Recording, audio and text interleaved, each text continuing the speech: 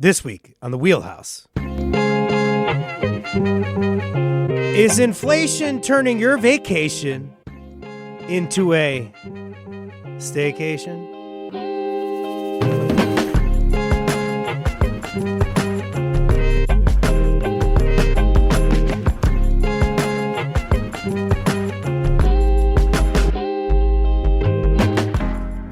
For Connecticut Public, I'm Frankie Graziano. This is The Wheelhouse, the show that connects politics to the people. We got your weekly dose of politics in Connecticut and beyond right here. From airline tickets and hotel rooms to gas and dining out, the cost of enjoying summer can add up quickly. And with prices rising and economic uncertainty growing, many Americans are taking a closer look at their budgets. What do I got in the wallet? Before booking their summer plans. So what are economists watching this summer? And what can spending trends tell us about the health of our economy, both in Connecticut and across the country? Joining me now is Mark Blythe, an economist at Brown University. There he is right there. Mark, thank you so much for being on The Wheelhouse this morning. It's a pleasure to be in your wheelhouse. Thank you for that. I appreciate it. Are you reevaluating your summer plans? Maybe everything's all right. I don't know. Give us a call, 888-720-9677. We want to hear from you either way. You can also hit us up by commenting on our YouTube live stream. Hey, Mark, in mid-May, this is a statistic that Chloe, my producer, and I wanted to point out here. The U.S. Bureau of Labor Statistics published some data showing that prices have gone up 3.8%. I think it was year over year in April. That's on things like food, gasoline, and electricity. Help us contextualize that. Is that like a big jump? It is a pretty big jump. The big hope after the pandemic inflation of 22 to 24 was that it would kind of just go up and then it would come down and we'd be back down to around 2%. So 40% of that big jump last month, that's the Straits of Hormuz being closed. That's the gas effect. On top of that, you've got persistent inflation in what they call shelter, which is basically the cost of rents. We don't build enough housing, and part of the reason for that is because it's expensive to do so. A great statistic on this is drywall. Drywall basically went up a third during the pandemic and never went down again. You want to build, it's more expensive. You want to own that home, you got to get a mortgage. The mortgage is more expensive. So everyone's being squeezed right from lots of different directions, and it looks like we're going to have higher inflation going forward, pretty much as a fact of life. That's fascinating because you're talking about the pandemic as well. You're talking about the Strait of Hormuz. You've got it all there. It's all there. Everything's just pushing in the one direction. It's pushing in the one direction. Are there other factors that these prices could be attributed to? When you say the Strait of Hormuz, the concerning thing there is that that's up in the air with a negotiation. So what else can you tell us about how things are? Even if that opened up tomorrow, you've lost so much supply that to get it back, there's still going to be a kind of a price shock with that, at least for another 6 months. Other things that are doing this, we have a very different immigration policy in the United States now. That means a lot more deportations of people who do things like take the food out of the fields and put it in the stores. So when you lose those agricultural workers, then your produce is going to get more expensive. We've got large parts of the country in drought, almost permanent drought. Climate change is a factor that's increasingly feeding into food prices and other commodities. So yeah, basically everything's heading up and it's not pleasant. Hey, what the heck is a K-shaped economy? For somebody who's the ultimate layman like I am, help me out with the K-shaped economy and why we're hearing a lot about that right now. So here's a way to think about it, right? If you're shopping at Whole Foods, you don't really care about inflation because you've been overpaying for your groceries by about 30% your whole life. If you're shopping at the dollar store and things go up by 5%, you really feel it. And the K-shaped economy refers to the fact that the top 20% of the people in the United States basically spend over 40% of all spending. So they're the ones that are driving it. They're the ones at the top that have the money, and they're the ones that are spending it, whereas the bottom 60% spend as much as the top 20%. So it's very uneven. And when you have an inflationary shock across that, the people in the bottom 60% really feel it much more than the top 20%. Now, why is this a concern going forward? Because within that top 20%, the top 20% of that, the ones that are really taken off with AI stocks and all the rest of the gains in the markets, if there's a big market shock, those people stop spending. That means spending in the economy goes down a lot. a lot more than you would think just from that share of the population. So that's something that we worry about, having that kind of inequality where spending's concentrated in very few pockets. So we're still having spending, though, some level of spending. Oh So yeah. there's still the sticker shock there, but people are still spending. What you're kind of telling me is that if people stop spending, it gets even worse. Yeah, you'd think it might slow it down, but in fact, that just leads to another set of problems. Hmm. The economy slows down at the same time. You still got all these factors pushing on costs. You get that kind of bad problem of unemployment going up and at the same time inflation being sticky. And again, if you're in the bottom half of the income distribution, that's where it hurts most. So we talked about negotiations being up in the air with Iran over the Strait of Hormuz and other things that are being negotiated there in politics here with the U.S. and foreign relations. But that's one thing that you said that's up in the air, and it may take some time. But is there any end in sight here? You talked about 6 months of sticker shock, perhaps afterwards. Just help us understand how long it could take to get over this, and if there's a range So, of time. well, there's a positive side of this as well, which is the jobs report that just came out was double the size that people expected. So the labor market is strong, which means that most people are actually seeing some kind of wage gains to offset the inflation. And the real trick on this is if you get strong enough growth in the economy and strong enough job market, if your wages are going up by 3% and inflation falls to 2.9, you're ahead, right? So basically you want wages to basically keep up with or surpass the inflation rate. We're not there yet, but there's no reason why we couldn't be, but it's going to take a little while with all these shocks that we've been hit with. So COVID, we talked about the cost of drywall going up and Oh, not eggs. coming. Remember eggs? Yeah, absolutely. Yeah, some of these inflationary prices not changing. Amid COVID in 2022, the inflation rate hit 9.1%. Is the current economic landscape hurting the average American right now, in part because many are still reeling from that? I think that's the case. I mean, a lot of the attention went on the fact that a bunch of people got their stimulus checks. But if you look at what those stimulus checks were spent on, it was mainly back rent and credit card reduction. They were the two biggest items. So it's not as if people were taking this stuff and having a party. And it took a while for the labor market to adjust for people's wages, particularly the bottom 20, 40%, people who work in a lot of services, people who work in restaurants, etc., for that to come back. So there's been a lot of what labor economists would call scarring in the market. But at the same time, actual job growth, despite all the stories about AI replacing everyone, has actually been really strong. All right, so I might have my job here at Connecticut Public here for a little You while are longer. irreplaceable, my friend. Uh, Irreplaceable. not as much as you are. I will tell you that. Let me just say, because you're helping a layman like myself understand the economy here. What role does the federal government have in bringing inflation down? We talked so much about the Inflation Reduction Act Right. the last time around when we had President Biden in office. And then, of course, there was an effort to quickly overturn the Inflation Reduction Act by the new Trump administration. So help us Right. understand if anything can be done right now by the federal government, maybe even the executive branch, the president, to help the average American out financially. You mentioned a stimulus. I don't know if something like that helps. What can you tell us? Yeah, no, it's different now in the sense that you're not just trying to compensate for COVID, which we've never seen before. I mean, people have to remember what this was. We were saying to 80% of people in the labor market, go home and just hang out indefinitely. And we're definitely not in that world anymore. So, what is it the federal government can do? Well, this is the conflict that you read about between the Federal Reserve and the federal government. So, President Trump wants to run the economy hot. He basically wants low rates, he wants strong job growth, he just basically wants to let it go. But if you do this, and the government is currently running a deficit, it's spending more than it takes in of about 6%. You usually see those types of things in wartime or when the economy is doing bad.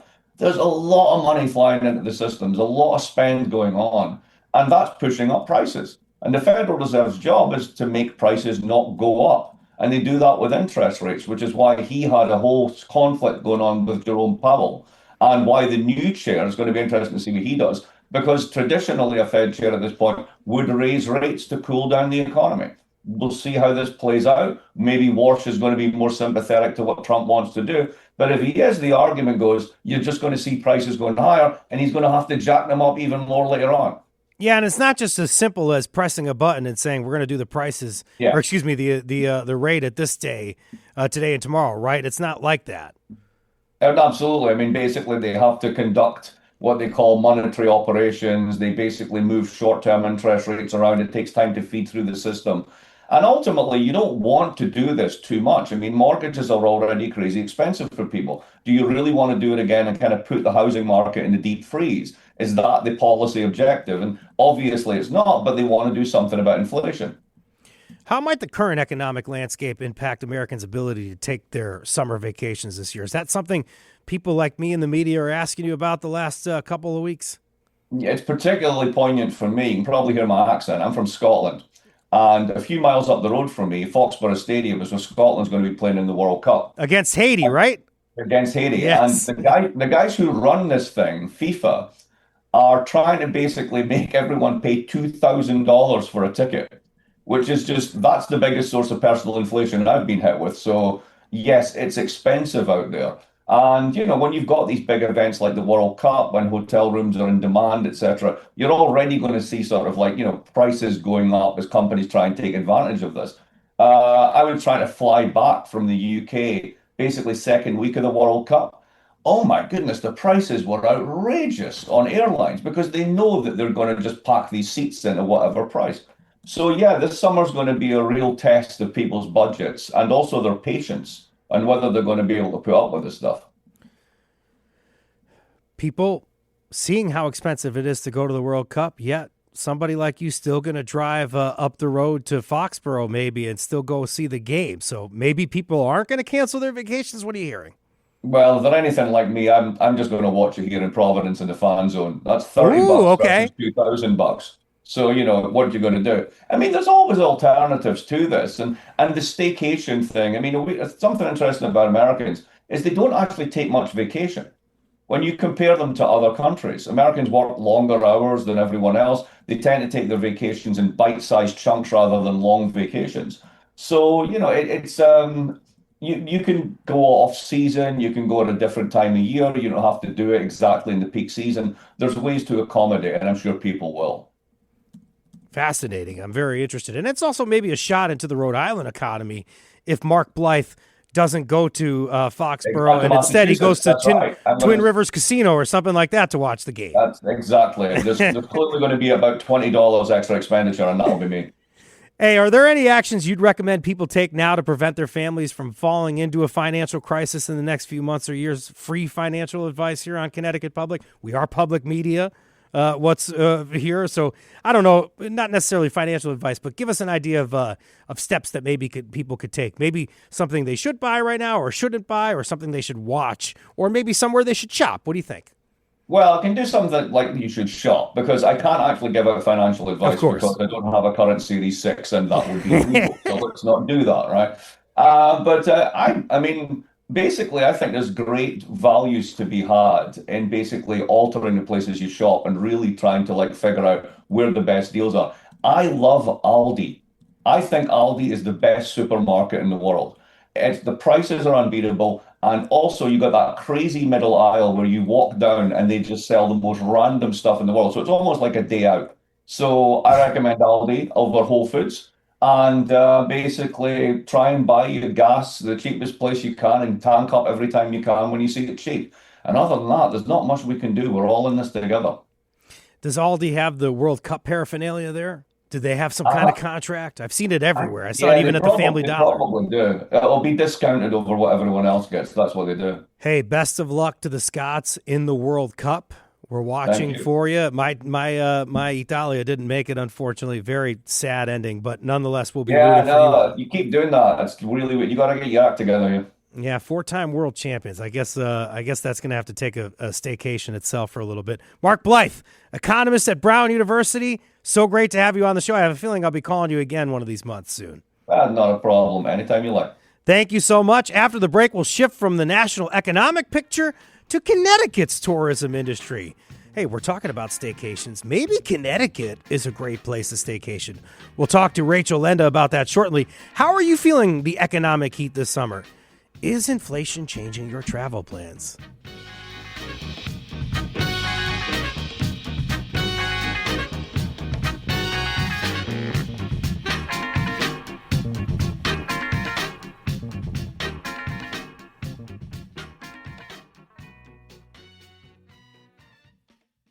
This is the Wheelhouse from Connecticut Public Radio. I'm Frankie Graziano.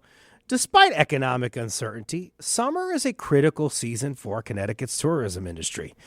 Visitors flock to the state for strolls through downtown Mystic and a chance to wander around Stonington's quaint village, right by the sea, right down there in southern Connecticut, a hot lobster roll in hand. But with many households keeping a closer eye on spending, what does this summer look like for tourism? Rachel Lenda is the Director of Tourism for Connecticut's Department of Economic and Community Development. Rachel, thank you so much for being here. Good morning, Frankie. Thanks for having me on the Wheelhouse. That's right. So great to see you this morning, out and about in Connecticut, getting ready for the summer here. Only about a week away. A lot of excitement. Folks, rising costs influencing your summer vacation plans, hit us up. If they're not and you're excited about summer, you want to talk all about it, you got to be quick. Tell us about places you're going to get a lobster roll in Connecticut or ways you're going to spend your money here. 888-720-9677. Hey, Rachel, we're entering the peak summer vacation season. How important is vacation and tourism for Connecticut's economy? Well, first of all, vacationing is important for every human being because I don't know about you, but I work to live, not live to work. So I think Amen, I think sister. you know what I'm saying? So I think it's really important that the residents of Connecticut all around, those small business owners who are sort of clutching their wallets right now and tightening up their budgets and understanding what's happening out there is that there are some challenges to travel this summer. But, Frankie, I'm a positive Polly by nature. I just help it. But the outlook for Connecticut this summer really is neutral to positive as far as, visitation coming into Connecticut. So we follow some studies, mostly tourism economics, Longwoods International. Those are tried and true data resources that give us information on, so how to look into our crystal ball and look into the future and see, what we can expect for travel trends. And right now, at the end of April 2026, a Longwood study released said that gas prices are now the number one biggest limiting factor to travel. So 33% of travelers identified gas prices as the single largest decision impacting their travel, and airfare was right behind at 32%. As a result of that, the shifts are looking like 41% are choosing destinations closer to home, 36% are reducing the number of trips they take, and 35% are reducing spending on entertainment and recreation. So don't clutch your pearls. Don't get so scared about those numbers because Connecticut's positioning, right in between Boston and New York, we have a draw of roughly 27 million people that can come in and out of Connecticut, that do come in and out of Connecticut. So again, our outlook is neutral to positive because for this type of conversation, our size is actually one of our best advantages in our geographic positioning Before because Before we keep talking about this year and the yeah. future, I'm talking about positive polys here because I'm hearing some messaging on national radio where they say, "Hey, this year it's gas prices. Last year it was tariffs." This is a good study, and I know I might not have prepared you for this, but just off the top of your head, did you have that same concern last year about tariffs? And was there any overall impact? I remember reaching out last year to you all about people from Canada traveling here because of tariffs. Yeah. Like, did it actually have like a big impact overall from your thoughts?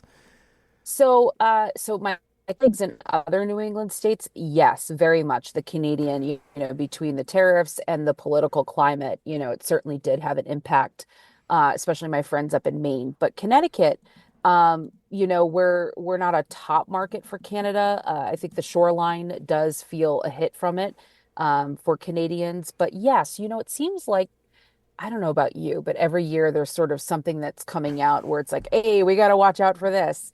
The nuts and bolts of it is that no matter what, people need and crave human connection. They crave travel. They crave to get out and see the world and to have recreation. And that is never going to change.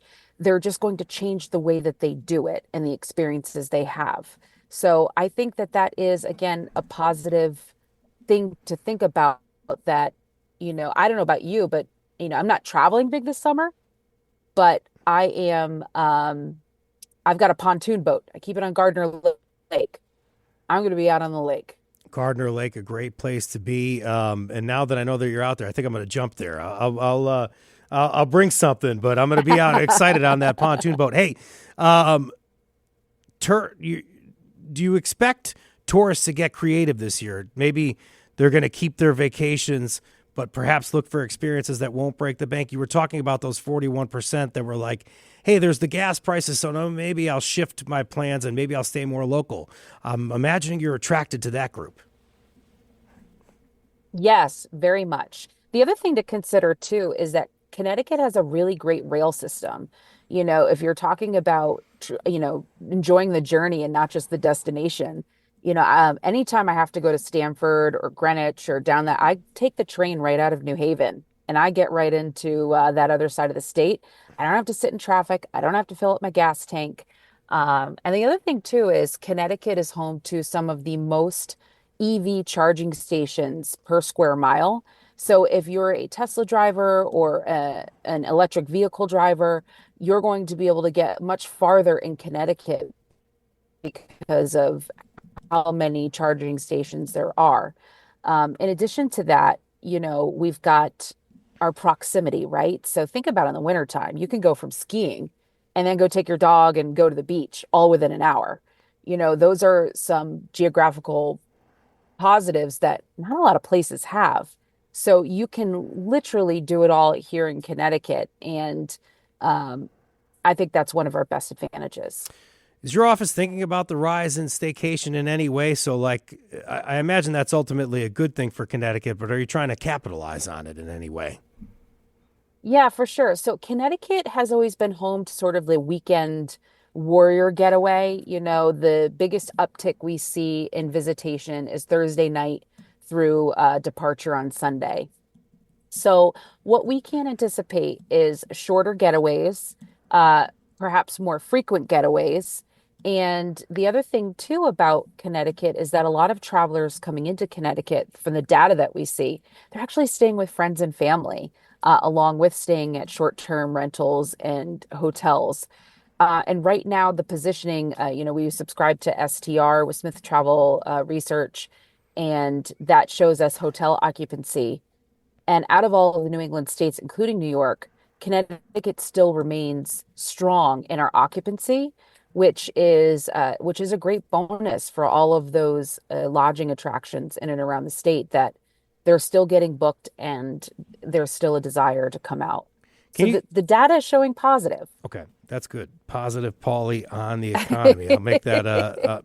But speaking about the economy, is there something uniquely advantageous about Connecticut in our position right now? Are we doing better on inflation or worse than some of our neighboring states? Well, there's an old adage about Connecticut, right? That we're an expensive state to live in. And you know, I- you get what you pay for, right? We've got one of the best healthcare systems in the country. We've got one of the best public educational systems in the country. It's one of the safest states in the country. So I think when you think about travel in that sense, those are the types of things that attract people to come in and feel like if something happens, I'm going to be okay and I can enjoy myself. Are they going to stay, at a five-star hotel if they don't necessarily have the budget for it? Probably not. They're going to stay. Maybe they're going to go camping instead. Maybe they're going to try a brand new experience that their family's never done before. Maybe renting an RV and going to an RV park. And I think that what we're doing in our office is we're giving people the information to make those informed decisions by showing them everything that they can do. In addition to that, we're really focusing on content to get out both on CT Visit and our social about what's borderline free and affordable. And we find that that content actually performs the best. And who can blame them, right? I always look at free things to do with my 4-year-old. I love my town of Colchester. I've got a splash pad right here that's free, and I can go in and hose her down and go on the playground and then head Get on home. out there. So, Right. Get that SPF 70 and all that Right. liquid magma all over them there. Hey, I think it's Yes. also our job when we talk about camping to kind of give people an idea of where to go. I think you got the Devil's Hop Yard in Moodus, right? It's a place people go camping. North Stonington's got a playground. Give me some, a campground. Give me some other ones Oh, quick. You got yes, yes. one off the top So, of your head, maybe? oh, absolutely. So, Rocky Neck State Park Yeah. is an institution. You can camp, you can go on the beach. Also, I am a big fan of Patchogue State Forest, which is out in eastern Connecticut, Griswold. I grew up camping at Hopeville Pond State Park. And also, you've got other places Very like nice in state Volunteer. park. Oh, isn't it? It's one of Yeah. the largest lakes in the state. And then, if you go on the other side of the state, you've got, Kent Falls, you've got Litchfield County. That whole area is absolutely stunning. White And Pines and Bark Hampstead, which is a oh, camping ground as well. stunning. Now And we're then just there are a lot. flexing here. Now we're just flexing for our Connecticut residents here. But as Hey, we welcome finish to my up here, is there life. is there anything that Connecticut business owners could do right now to ensure that visitors have a fun and affordable time in our state? Is there anything you're saying to people that might be clutching their wallets? Yes, absolutely. So the first thing I want to mention is this Saturday, June 13th, is going to be Connecticut's 22nd annual Open House Day. And Open House Day is a yearly tradition where businesses, attractions, museums, art institutions, they open their doors and they offer discounted ticket prices. They offer free giveaways. They do a little bit of everything. And if you're looking to get out this Saturday and enjoy something very wallet friendly, you want to go on to ctvisit.com and you want to check out the Connecticut Open House Day. In addition to that, I would recommend that there people travel because they want to feel something new and they also want to be where the people are. I feel like I'm quoting Ariel in The Little Mermaid right now. But they want to be, it's almost like FOMO, right? And what I tell business owners is if I'm going to Stonington and I'm checking out, Du a really Bois cool Beach. Du Bois Beach, Yeah. and I'm talking to a local, I want to know where the local gets their cup of coffee. I want to know where they go and get their lobster roll. So the best advice that I have is that if you want your community to remain strong with visitation and to have that influx, albeit within moderation, we have to be welcoming and warm to everybody. We have to, these are people who are opening their wallets to us. And these small businesses have families that, you're spending that money to put their kids in ballet class. It's your friends and your neighbors. So being kind and being welcoming and being a welcoming community, I think is really important. I can market all day long to get people to come into Connecticut, but it's up to the communities to create that loyalty. How are communities across the state rising to the challenge of creating experiences for families that won't put them in debt? And towns, are they offering more free or affordable options for visitors? Do you have any examples you want to share for us? Yes, I do. So what I love is, constantly in our industry in Connecticut, we talk about collaboration and we talk about how, you've got David Standridge coming up next, right? He's a James Beard award-winning chef or pretend, he is a James Beard award-winning Mm-hmm. chef. He's up for a really big award, national, but it's getting people like him into then tell people to go down to the Mystic Museum of Modern Art and then go to the seaport and sort of have that communal recommendation where a trip to his restaurant now just turned into 4 to 5 hours within a Mystic. And that's how you gain momentum with having people fall in love with your community. Because let's face it, once people get here, they feel like they're in a Hallmark movie set. It's a gorgeous state, and we're New Englanders. We're a bunch of Yankees. We're direct, but we're very nice. We're nice people, and I think that's a great advantage. So I think for businesses, it's collaborating, it's getting together to say, hey, what are you doing this weekend? Are you hosting any specials? It's keeping your business open a little later, or putting some live music out in front of your restaurant, or it's offering, during your hours where you're trying to get more people in, maybe a happy hour special, and putting that on social. And I can't emphasize enough how important it is to work with content creators and social media and making sure that you're getting your information out in those platforms because that is truly how people are finding you right now. Um, and making sure your websites are up to date, because that's how the crawlers of AI are finding you when they're helping people discover their next trip. Maybe you got to hit up Dame Drops or a Sister Snacking, something like that to Yeah, get your Connecticut content Bucket out there. List, Yeah. Read So a Coffee Club. There's a bunch of great you ones. say we're all nice here in Connecticut, yeah, but as the wallets tighten, we maybe get a little hot under the collar as we're behind the wheel of a car, like you are right now. But how does your office assess the success of a summer season? This will be my last question for you. Is there anything Yeah. you're going to be tracking over the next few months that we could ask you about, maybe in September or even next June? Yeah, so my recommendation is to ask me next June, because we subscribe to a yearly study by Tourism Economics, and that really shows us the health sort of where we are as far as visitation, how much tax dollars our industry is put towards the coffers, and how much the actual industry is worth. And right now, Connecticut's tourism economy is worth, industry is worth $20 billion. And it houses over 125,000 jobs. And, it's I believe 1.3 billion to state and local taxes. That makes the tourism industry in Connecticut one of the strongest industries that we have. So it's important for, people to understand that, this is the bread, right? This is how you get your bread. This is how you get, your money in the bank. So I would encourage everybody to take a look at that. And we also, next June, will get that new report. And we just know by geographic data based off of Arrivalist, which is this really cool software that allows us to ping cell phones depending on where people are, over 18 and domestic travelers. But because of that, we know that April through October, those are the strongest months. So focusing on in those months is sort of like, we've been prepping all winter for this, and now it's time to perform. Like it's showtime, baby. It's time to go out there and put our best foot forward, put our smiles on, and create some memories. We're all in the memory making business. Every time somebody takes a bite of a lobster roll in Connecticut, somebody within the Connecticut Department of Economics and Development or Community Development gains their wings, I feel like. It's going to be a special Yes. time. I just like that alliteration that Chloe wrote in our open there. So that's why I wanted to shout that out. But it is a very special time, and it is busy season. So get out there, Rachel. Congratulations on the advent of summer here in Connecticut. You've been listening to Rachel Lenda, Director of Tourism for the Office of Statewide Marketing and Tourism. Great to have you on the show.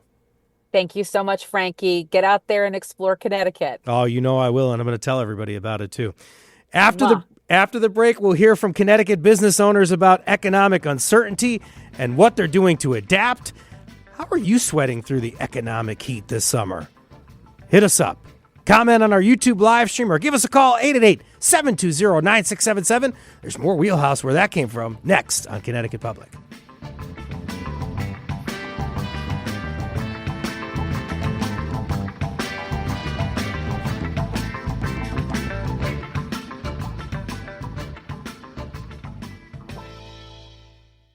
This is the Wheelhouse from Connecticut Public. I'm Frankie Graziano. Whether you're heading to the shoreline, stopping at a summer festival, or spending a weekend in Mystic, food is often part of the experience. But for businesses serving you, rising costs mean a reality. From seafood and cooking oil to fuel and labor, restaurant and food truck owners are constantly balancing expenses while trying to keep customers coming back. Joining us now are two people with different perspectives on Connecticut's food scene. David Standridge, chef and owner of the Shipwright's Daughter in Mystic. David, thank you so much for being here. Thanks for having me. Happy to talk about this. So great to have you here. Also, James Beard award-winning chef as well. And Paul Brault is the owner of Lobster Tails Food Truck. Paul, thank you so much for being here. Hey, thanks for having me. It's going to be fun. Yeah, and it's looking good out there. I'm seeing the sun behind you here. I'm excited. Hey, for those people that don't know about Lobster Tails Food Truck, can you tell us a little bit about the business and what you serve and where we might see you as well? Absolutely. So we started Lobster Tails in 2019. We started it out with a rented truck and did very well with it. In 21, we bought a trailer. very busy as well. Moves all throughout the state. Extremely busy again.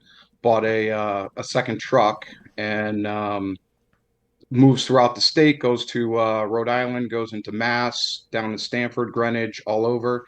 And then we bought a 80-year-old hot dog stand up in Windsor, Connecticut, and that's where we're based out of right now. So the trucks sit there and yeah, moves throughout the state. So we sell lobster rolls, CT style #1, and all the different seafood mixes. For those people that don't know what CT style is, would you quickly indulge them on what CT style lobster roll is? CT style is hot with butter. Hot with And butter. and then the other choice out there would be main style, cold with mayonnaise. The scales are tipped in our favor with over 80% selling with hot butter. Wow. That's a good statistic. You guys are having 80% sales of hot butter here. Hey, summer is a crucial season for Connecticut tourism. What does this time of year mean to your business? I know that April through October, probably pretty important for you at Lobster Tales. Extremely important. You know, we kick off our season. Usually Mother's Day is our first jump into the season where it's an extremely busy day. We have one truck that sits up the restaurant up in Windsor, and our second one usually goes to a vineyard. We typically go to Rosa Bianca and lines all day long there. And then from there, it kicks off through the rest of the year. We go to wineries, breweries, a lot of corporate parties. They like to celebrate with what's better to celebrate than with lobster rolls. And that's typically what our summer looks like, going to a lot of corporate and private events. David, I just said James Beard Award winner. That carries a lot of weight. That's going to be an easy sticker to put on the website and get people to come to the restaurant. Becoming one of Connecticut's destination restaurants, is the summer season especially busy for you too? It is. I think since we won that award, we've been busy all year long, more or less. So summer is still like a ratchet up of busyness for the town of Mystic in general. And we certainly get a lot busier and have to adapt to higher volume.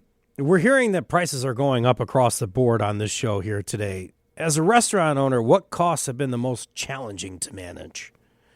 Since the pandemic, everything has gone up, really. Nothing has not gone up. Labor was the biggest issue. One of the other speakers was saying that restaurants took a while to catch up, but that's not really true. Restaurants, the amount you had to pay for dishwashers and cooks went up immediately in the pandemic because so many people got out of the business, and it never really goes down. So, it's gone up 30, 40% really in some cases, what you have to pay hourly rates for skilled labor. Every ingredient has gone up pretty high. We're lucky, and because we are so focused on local that, that's my recommendation for everybody to look into buying more locally, because a lot of those costs with inflation don't necessarily go up when you're buying something from down the street. The fuel costs, all the different layers of transport that have to get ingredients to the restaurant just don't go up as much. So we've had a lot more stability in the prices of our local ingredients. Is that the advantage for you being down in Mystic? Some other providers, if they're across the state, they're going to have to truck their stuff and pay more fuel costs. Is it nice to be right next to the ocean there? Certainly for seafood, and local seafood is generally less expensive anyway. And we use like a lot of underutilized species, which are much less expensive to begin with. So we have a little bit of an advantage there. But if you're somewhere in the middle of the state of Connecticut, you're probably closer to a lot of farms. And so certainly local vegetables would be able to come to you cheaper. Sometimes chickens and other proteins you can get locally. So that's definitely, even during the pandemic, we had a thing where chickens went through the roof and they were running out of meat in supermarkets, but our local providers were still able to provide it at the same cost. Paul, anyone who runs a food business is constantly balancing costs. What are some of the biggest expenses you keep an eye on these days? So naturally, the biggest cost going to restaurants are always cost of goods and labor. Those are the two things that, always have to keep an eye on. You always have to keep your eye on those two numbers, and everything else. Fuel is in there when going through the pandemic, and gas prices were over $5. we have a diesel truck that was, I think, over $6 at one point. There was one point where we were spending over $1,000 a week just on fuel charges. So yeah, those are huge expenses. Going back to early to mid pandemic, that's when lobster prices were probably at its highest points, and you couldn't even get your hands on it. So our number one selling thing is something I couldn't even put my hands on at one point. The big thing I want to point to there is fuel, because I'm thinking about, you said diesel truck, you got two trucks. You got to also bring in your supply, I would imagine, or have somebody bring you your food as well. And then you got to fuel up the Jenny, right? So like, help me understand how you are particularly impacted by gas prices being on the rise. So, gas prices, they peaked up again, since that pandemic time. Fortunately, a lot of the places that we do go to, a lot of them have installed the electricity that we would need to plug into a lot of the buildings. So one of our favorite breweries that we go to is Hops on the Hill. They installed a electricity that we can plug into. So that's always helps that part of the process. But again, yes, filling up the diesels, filling up we have a pickup truck that moves our trailer around, and filling up those generators. You're definitely going to be spending more for those things. Propane is another one that just jumped up on me. So, when you're filling up 100 gallons of propane, it's a big deal. Hops on the Hill in Glastonbury. I wouldn't know that because I've never been there before.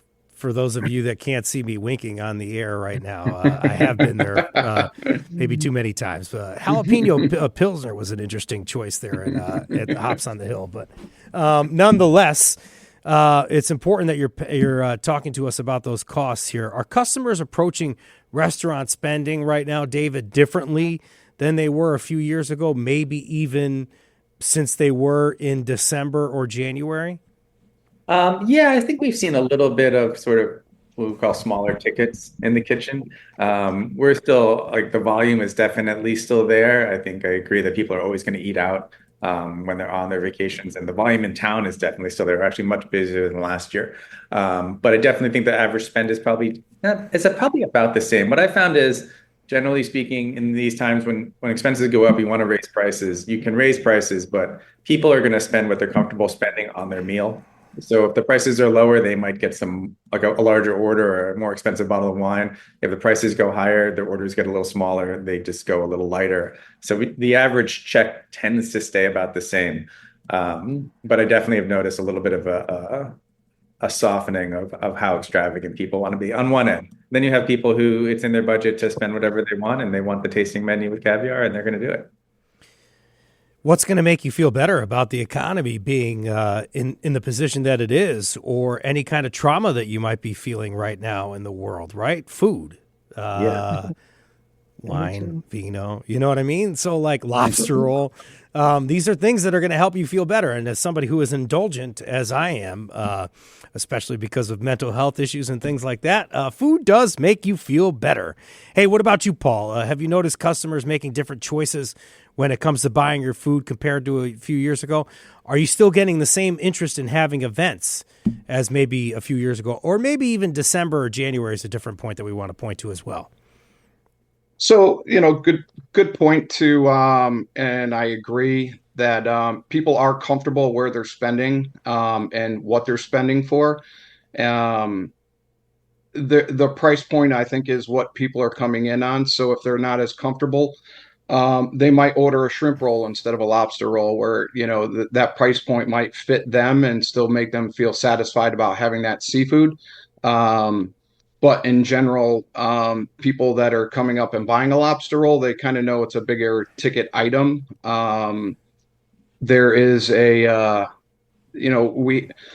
we were at a Mother's Day, I think it was last year, and a guy was a carpenter, and he ordered over, I think it was like 12 lobster rolls. and my wife was in the window, and she goes, "I'm not sure if I want to tell you how much this is going to be." And the guy the guy looked at her and he goes, "I'm a carpenter. The price of wood has gone up. I understand. And when my wife wants a lobster roll, she's going to get a lobster roll." So I think people already put in their head what they know what they're going to spend. And there's definitely the person out there that has a sticker shock of like, oh my goodness. But in general, I think people know what they're going to get, and especially if you have a good reputation for giving good quality products.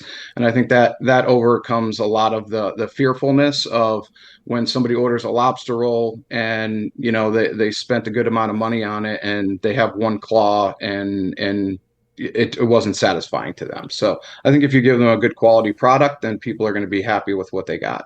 That's a great comment, and in this case, I'll take the carpenter's word for it.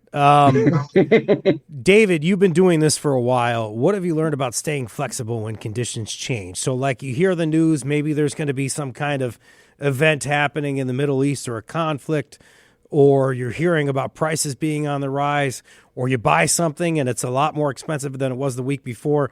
What does David Standridge do at that point? Where does your brain activate? What happens? Well, it's actually really hard to be flexible in restaurants because people are used to you doing a certain thing a certain way. And so when there's these shocks that go through the system, you would think, oh, let me change my menu and do different products, but that doesn't really fly. So I think it does take quite a long time to kind of restructure the machine. A little bit, I think what we've done here in Connecticut is we just have a very flexible experience. That's always our experience. So we have a really high-end tasting menu you can do. We have an a la carte menu with a very big variety of prices. We do happy hour. You can have a lot of different experiences and still come to the restaurant. And I think it's more about being flexible on the everyday than trying to be reactive to the situations, because what happens is things change so fast. The Straight Hormuz could open up tomorrow, and then like now you're in a different situation. The stock market goes up and down, people's spending changes, their attitudes change, and you really kind of want to just try the best you can to stay consistent and give a lot of people different options and be available. But I really think actually another point that was brought up that I thought was really interesting is that people are looking for a good experience. I find a lot of people are saying they're coming here because I only have so much money to spend on dining out. I want to make sure I get a good meal. I don't want to take a risk on a new place and that kind of thing. Paul, as you look ahead, what gives you confidence about the future of Connecticut's food scene? It's funny you say. It's I think it's ever growing. It's ever evolving. I think if you are keeping up with watching how the market is moving, I myself, I'm opening up a couple more restaurants this year. Congratulations. Thank you.